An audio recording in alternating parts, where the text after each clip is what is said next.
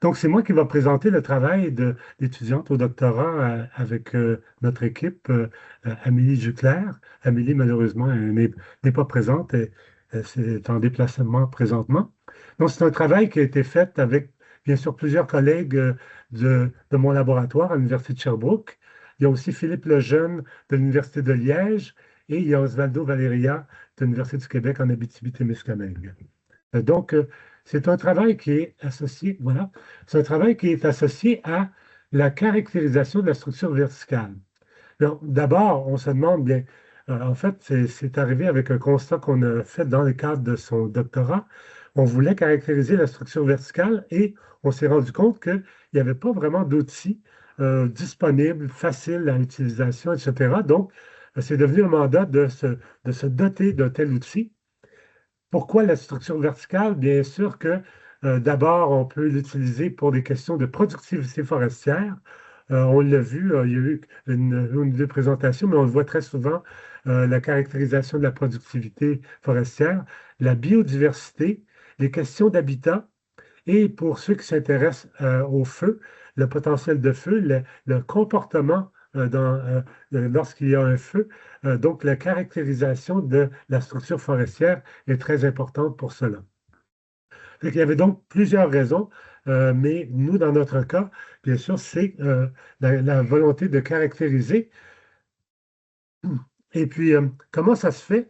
Bien, quand on regarde traditionnellement dans les travaux en botanique en particulier, il y a des travaux sur l'architecture des arbres où on caractérise de façon euh, typique les différentes forêts qui existent dans les différents biomes, mais c'est fait de façon souvent très manuelle avec une estimation un peu à la règle du pouce et puis avec des seuils de hauteur fixes et puis une modulation.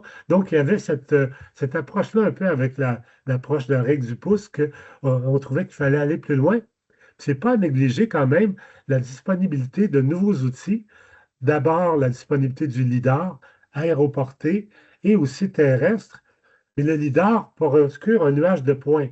Mais ce nuage de points-là n'est pas garant que ce soit exactement la bonne distribution 3D. Et c'est pour ça qu'on a des outils comme LVOX que vous avez eu à la première journée, VoxLab que l'on va avoir dans quelques minutes, et puis aussi AmapVox. Donc des outils qui nous permettent de passer d'un nuage biaisé à un nuage qui a une bonne distribution 3D de la végétation. Donc, dès qu'on a une distribution détaillée de la végétation, bien, vient le problème de la paramétrer, la caractériser d'une façon utile. Euh, Fait que c'est pour ça que, on a décidé de valoriser un petit peu les données LIDAR, les données biaisées, les données non biaisées, mais pour caractériser les différentes strates forestières. Donc, on a des profils verticaux. Les profils verticaux, typiquement, qu'est-ce qui se passe? C'est que le haut de la canopée, euh, généralement, il y a plus de végétation. Des fois, il peut y avoir des strates intermédiaires et souvent dans le bas, bien sûr, là, c'est la végétation basse avec tous les buissons et puis les différents arbres, les gaules qui composent la canopée. Fait que, généralement, on se retrouve souvent avec deux strates, potentiellement trois, mais aussi potentiellement une lorsque la strate du haut est très élevée. Mais tout ça nous a demandé aussi de dire, mais la caractériser, oui, mais la paramétriser, c'est aussi important. Donc, ce que là, on a fait, c'est de développer un package en R pour identifier et paramétrer de façon automatique les strates verticales de végétation. Ça revient un petit peu au commentaire de Jean Romain à la première journée, de dire que les utilisateurs, généralement, ils veulent peser sur le bouton rouge et avoir le résultat. On comprend que le paramétrer, souvent, peut rendre beaucoup plus compliqué l'exercice. Donc, on a voulu réduire la paramétrisation à son minimum.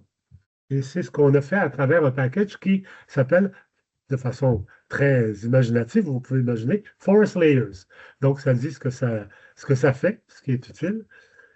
Il fallait quand même le tester avec une base de données conséquente.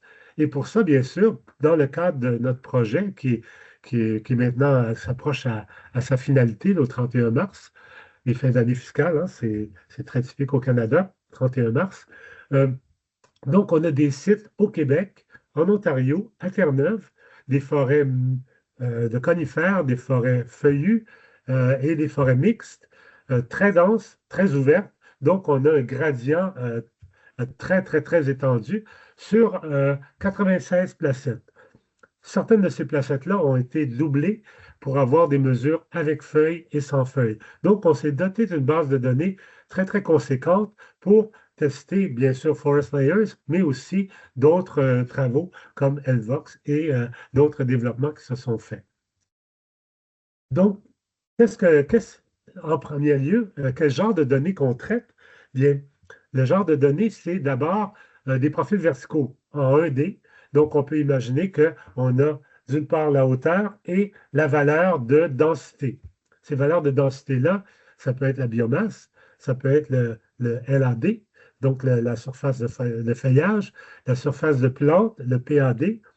Le PAD et le LAD peuvent, eux, se transformer en biomasse avec des facteurs de conversion.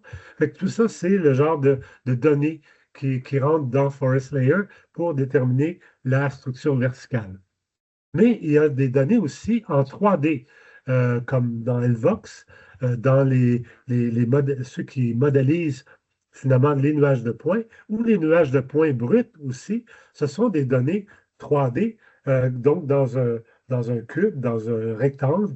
Et puis, on peut aussi traiter ce genre de données-là en faisant une valeur 1D, en faisant la somme de toutes les valeurs dans les mêmes couches pour passer du 3D à 1D. Donc, on a trouvé que c'était important de pouvoir alimenter des données 3D pour les ramener en 1D et puis ensuite faire la conversion. Et là, qu'est-ce qui se passe? C'est que si on a une donnée 3D, bien, il y a une question qui se pose. Est-ce qu'on veut la hauteur par rapport au sol ou on veut utiliser les valeurs telles quelles? Or, il arrive très souvent que le sol ne soit pas plat, hein, c'est très normal, c'est la nature, mais ce qui se passe, c'est que quand on veut établir un profil, bien souvent, c'est un profil par rapport au sol. Donc, si on a une grille, il y a une normalisation par rapport au relief qui fait qu'on a la hauteur par rapport au sol. Bon, il y a des questions de dire qu'on bousille un petit peu la structure végétale lorsqu'on fait ce genre de choses-là, mais en fait, c'est des questions qu'on peut choisir d'y répondre, de le traiter ou pas. Donc, on peut choisir de normaliser ou de ne pas normaliser, mais on s'est dit, ben voilà, on normalise en fonction du relief, on trouve des profils de la végétation par rapport au sol, on convertit en profil 1D, et ensuite, on détermine, on délimite de façon automatique les strates verticales. C'est là où, euh, ici, étant donné que c'est une courte présentation, on n'aura pas le temps de rentrer tout le moteur et les choses précieuses qui se passent, mais je vous dirais qu'il y a 5 astuces qui ont été mises en place. Ces 5 astuces-là, bien sûr, c'est de déterminer d'abord les maximums locaux, les minimums locaux, de savoir est-ce que avec les maximums et les minimums, ça, ça détermine verticalement et en intensité des, des- des pics qui sont assez significatifs en proportion du reste des autres pics. Ça fait qu'il y a toutes sortes de règles comme ça qui sont mises en place de façon automatique pour déterminer s'il y a une strate ou non. Et s'il n'y a pas de strate, la mini-strate, l'anomalie qui est détectée, elle est agrégée avec l'autre strate. Donc, il y a une délimitation automatique des strates. Et une fois que c'est fait, bien là, tout à coup, il y a une paramétrisation parce qu'il y a une régression à travers des Weibull pour déterminer les différentes strates et les paramétrer. Et ça, c'est un élément important de Forest Layers qu'on voulait paramétrer parce qu'en paramétrant, ça rend toute modélisation beaucoup plus facile, beaucoup plus utile et on peut passer à d'autres enjeux euh, dont on parlait de la biodiversité, les feux, etc. Donc, en paramétrisant ces couches-là, ça devient beaucoup plus facile de généraliser après ça et puis de les utiliser. Donc, on a des métriques structurelles qui sont utiles. Donc, les résultats, c'est qu'on a un profil vertical stratifié, paramétré. Les métriques de chacune des strates sont disponibles à l'usager d'une façon très rapide. Et puis, à ce moment-là, on établit la qualité de la paramétrisation en fonction de savoir est-ce que ça correspond vraiment à la courbe qui est présente. Donc, est-ce que la valeur paramétrée correspond à la couche que l'on voit avec la donnée. Donc, on a des écarts avec les RMSE normalisés et les R carrés. Et puis, on peut même visualiser le profil. C'est ce que le logiciel fait. Ici, un exemple de vraies données que l'on a. Ça vous donne ici une idée. La ligne noire, c'est la donnée de base, c'est les valeurs de densité de végétation que l'on a introduites. Les points rouges, c'est les maximums locaux qui ont été identifiés. Et la ligne verte, c'est la valeur paramétrée qui a été déterminée par Forest Layers et qui va être ensuite procurée à l'usager. À ce moment-ci, ici, on se retrouve non seulement avec toute la liste originale, on se retrouve avec les valeurs paramétrées et les métriques associées à chacune des strates.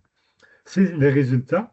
Ici, je voulais vous montrer en vrac des exemples qui ont bien fonctionné avec des données de base qui étaient un peu, certaines un petit peu bruitées, d'autres moins, mais avec lesquelles le Forest Layers a quand même s'est bien comporté. Vous savez aussi, il y a un souci que entre les différentes couches, qu'il y a un souci de connecter les couches ensemble. Ça aussi, ça n'a pas été facile nécessairement de réfléchir, de savoir comment on allait les connecter pour éviter que ce soit disjoint en termes de modèle de couches. Et puis, quand on l'a testé à notre base de données, on a trouvé que sur les données de LIDAR sur drone, il y avait un très grand succès, ça fonctionnait extrêmement bien. L'interprétation est libre à chacun. Moi, je pense qu'on voit bien le dessus de la canopée, puis on voit un peu moins bien le dessous, mais puisqu'on le voit moins bien, ben, peut-être qu'on a moins influencé son succès. C'est-à-dire on a plus influencé le succès parce que c'est souvent là, dans le sous-bois, que c'est plus difficile. Le MLS a aussi un bon taux de succès avec les courbes que l'on a modélisées. Le TLS, un petit peu moins. Ça nous a surpris parce que souvent, à l'œil, les données TLS sont quand même très bien. Peut-être qu'il y a plus d'occlusion dans les données TLS. Et puis l'ALS aussi, un petit peu moins de bons résultats. Ici, des exemples de cas qui n'ont pas très bien fonctionné. Et vous voyez à gauche que le pic du haut n'a pas été choisi pour dire, ben voilà, on va faire un modèle avec ça. Et ça nous ramène aux seuils qui sont disponibles dans le Forest Layers, et le seuil de savoir à quel niveau on va choisir que oui, on va l'inclure ou pas. Celui-ci devait être à la limite du seuil.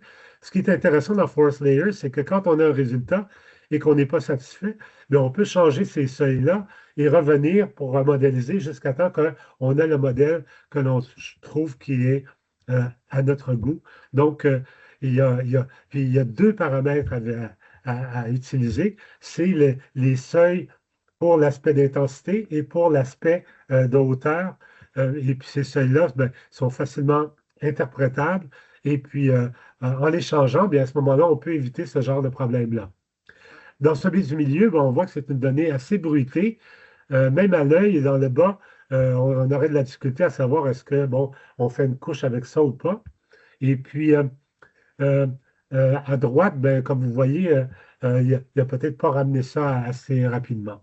Mais disons que, somme toute, même si nous, on voulait voir jusqu'à quel point, de façon automatique, ça a réussi à traiter nos données, mais même celles qui n'ont pas bien fonctionné, ben là, on revient sur les deux paramètres pour retrouver des modèles avec lesquels on est satisfait. Fait que les avantages, c'est que les données sont quantitatives, précises. Alors, on peut choisir aussi la dimension de ces voxels. Ça, c'est l'entrée. On peut prendre des voxels très fines, plutôt grossières. Ça nous donne une description complète des couches, de la structure verticale, en nombre de strates, et chacune des strates avec ses métriques, ses paramètres. C'est indépendant de tout type de capteur. On peut choisir la donnée que l'on veut rentrer. Euh, la méthode est 100% automatique et si on n'est pas satisfait du résultat automatique, on peut revenir sur deux paramètres. C'est très facile à utiliser dans l'environnement R. On peut l'envoyer en batch, bien sûr, ce qui est très utile. Et puis, donc, l'algorithme est disponible sur GitHub. Et puis, en conclusion, et puis je regarde ça, puis je suis top sur mon 15 minutes. Euh, donc, Forest Layers permet de découpage en strates avec un ajustement somatique des courbes. Et puis les Weibo ont été choisis. D'ailleurs, il y avait une étude qui nous a un peu sidérés, où il faisait, je pense que c'était de l'ordre d'à peu près 300-350 tests de régression statistique avec toutes sortes de courbes possibles, avec des courbes gamma, etc. Et à chaque fois qu'il y avait une strate, il choisissait la courbe la plus fine.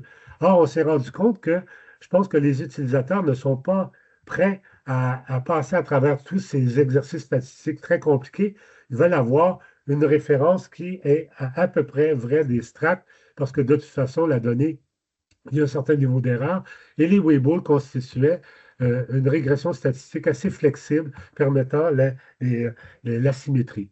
Fait que voilà, c'est la bande de joyeux lurons avec laquelle on a travaillé pour toutes les données de terrain. Ceci conclut ma présentation.